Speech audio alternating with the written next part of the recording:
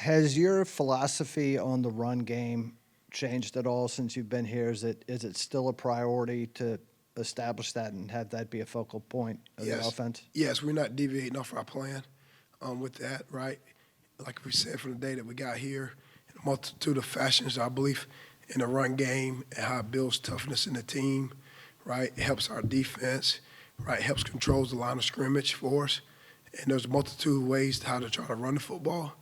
And that's what we're assessing and trying to develop in this fall camp, right? The best way to effectively run the football with the collection of the O-linemen and the backs and the tight ends, right, and everybody being on the same page. Do you have reason to believe with the experience you've added on the offensive Yeah. line that this group will be more capable of doing that? I do believe that, firmly believe that. You know, not only that, but we have tremendous leadership from guys that have been here in Mikael Boley, Noah Josie, right, even Jack Whitmer, right, and their pride and passion to make the O-line, right, be a strong point of this offensive unit. And then with the, his ex-Browns experience, right now, Jamar Taylor's played a lot of football, and Harrison Whaley's played a lot of football, right? We got good competition there. Noah Vance had a good first 3 days of camp, so that's good to see. So just that whole competitive unit in itself, I think is going to benefit us very well this fall.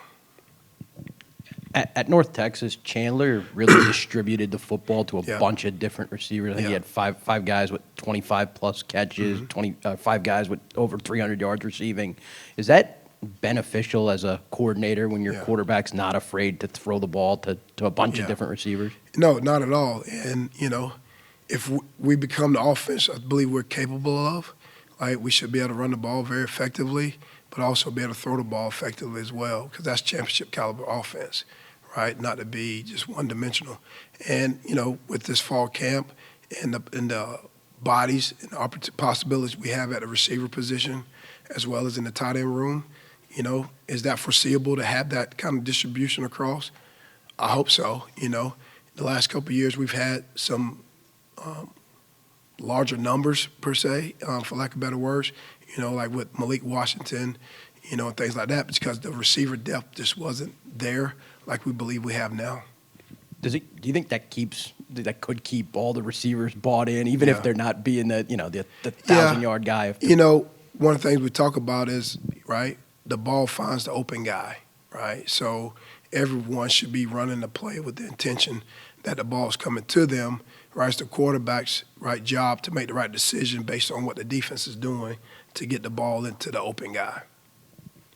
One of the challenges you guys have is so many new faces Yeah. are coming in. Where do you feel like you guys are as far as the comfortability among the players Yeah. and just installing everything? You know what? Very, as comfortable as you can be at this time frame. I think we really benefited from the opportunities we were allowed to have with them in the summer, right? But it also speaks to the leadership that we have, in the locker room, and still trying to foster and develop that.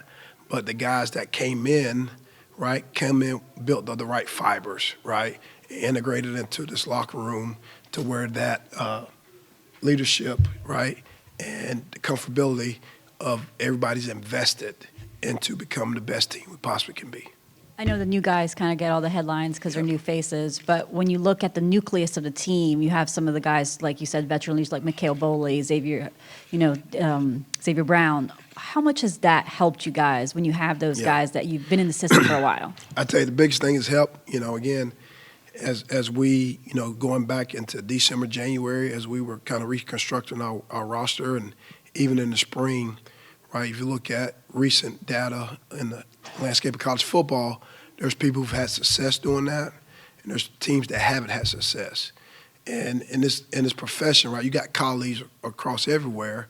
So I'm trying to pick guys' brains, like, why did that fail for you guys, or why did you have success? And the thing that comes back down to is accountability and leadership, right? How strong is the culture, the culture of your team that integrates these new guys, right? So that the bottom line, teams still win, right? And our job is to take a group of individuals that we've acquired, right, and form the best team to go win games. Sounded like the end of practice got a little intense. Yeah, fall camp, baby. Yeah, First day of pads. You got a little skirmish. You got a little Yeah. bit of everything. How much does the expectations and Yeah. everything kind of go into how intense things can get in fall? I wouldn't say it's expectations, all that. I just think we got a group of guys that are a little edgy, right? That are fiery, and want to go out and win. And it's competitive, right? And that's what we got to learn as a team, how to, push the envelope without crashing it, right? Because bottom line, it's all about competing with each other, not against each other. And the more we compete with each other to better this team, then the better chance we're going to become, the opening game. But I imagine over 50% of fall camps, the first day of shoulder pads, there's some friction, right? Because when you've tried to elevate the competition at each position, right, and guys are trying to maximize every rep they have, it's got to learn how to channel that better. Tony said yesterday with X, and maybe having better play on the offensive line, more depth at running back, maybe you could use him in different ways. Yeah. Kind of what possibilities do you see with him going into this year? Obviously as a ball carrier, but X has shown the ability to catch the ball too. I mean, you think about the touchdown that put us up against Louisville, right? We threw the ball to him. He made the guy miss and then went down the field. So there's some opportunities for him in that fashion. Again, how can we stretch the defense horizontally, but also how can we stretch them vertically?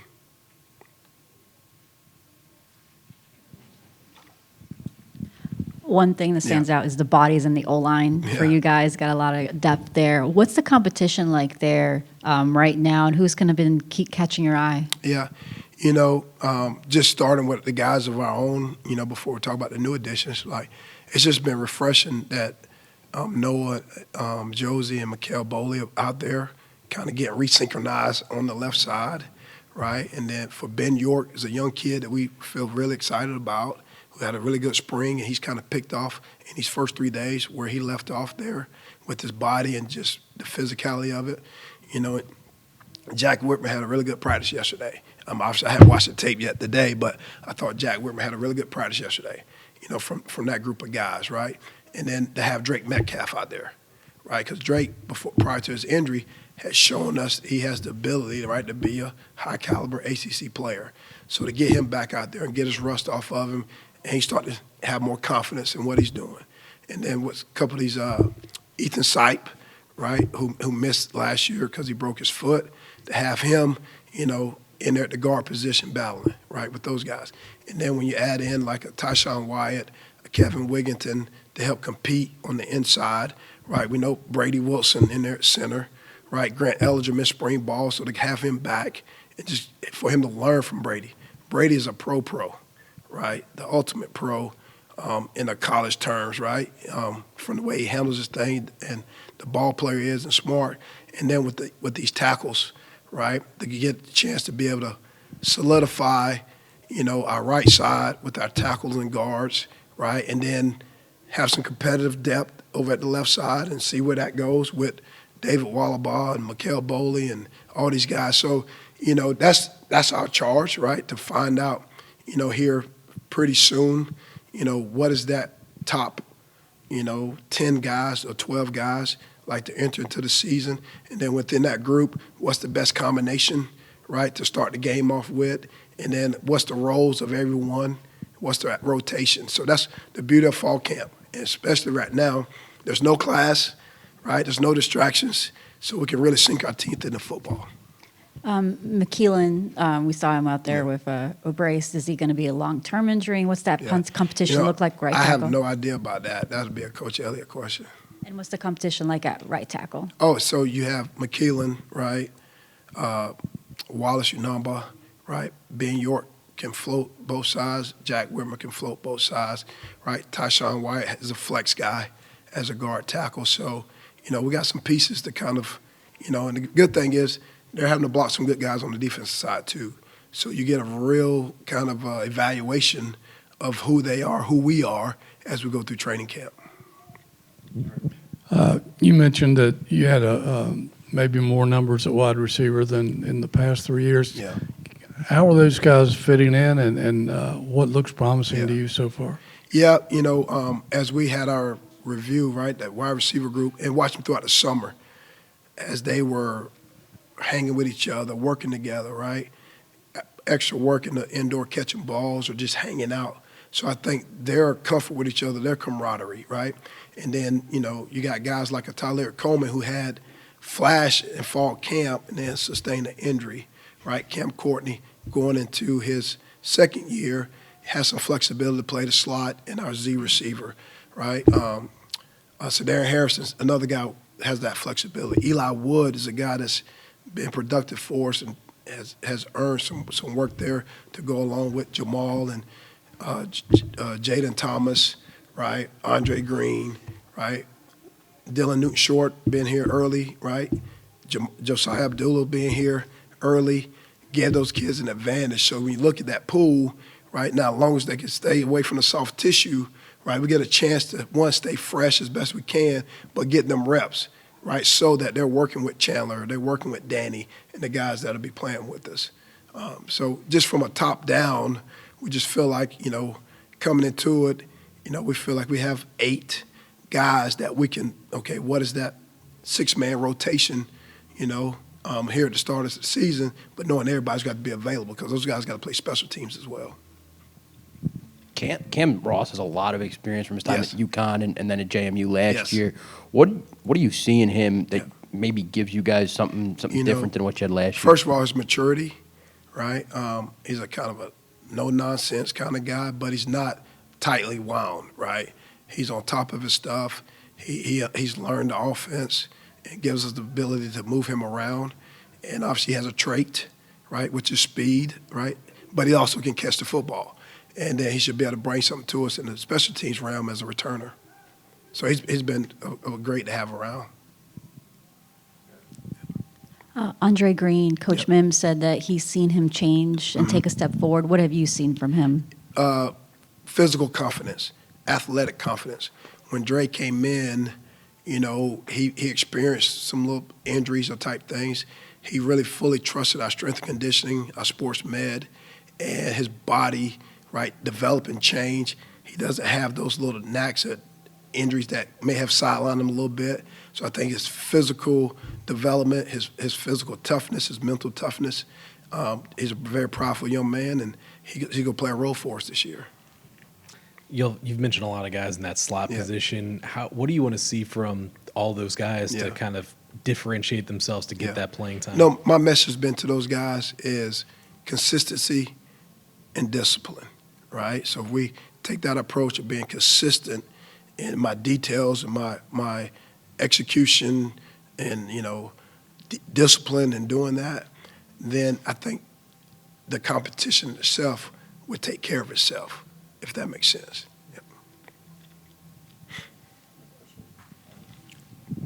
Hi. So with the tight ends, are there any returning faces that we might not have seen that could help us this season? Well, obviously Sage was just out there for about 2 or 3 games last year, so we'll have him back. John Rogers, right? Because John didn't play I can't remember. I don't think he played an offensive snap, maybe some special team snaps. So he will be a guy that will be playing for us in the fall that didn't play last year. And then from there, really trying to figure out who's that 4th guy, right? Because you got Dakota, you got Sage, you got John. And then from there, is it Takai, is it Hayden, is it Walker Wallace, right, the newcomer? Is it one of these freshmen that kind of really excel to kind of be in that role as a 4th tight end? That's what we've tried to have here the last couple of years, of at least 4 guys that can go out and play, offensive football for us, but also know their impact on special teams. How's that transition going for Walker? You know what? It's better than I anticipated, to be honest with you. Seriously. Now, obviously, he played in a sport that's highly competitive, so the competition piece of competing in a practice, that's not foreign to him.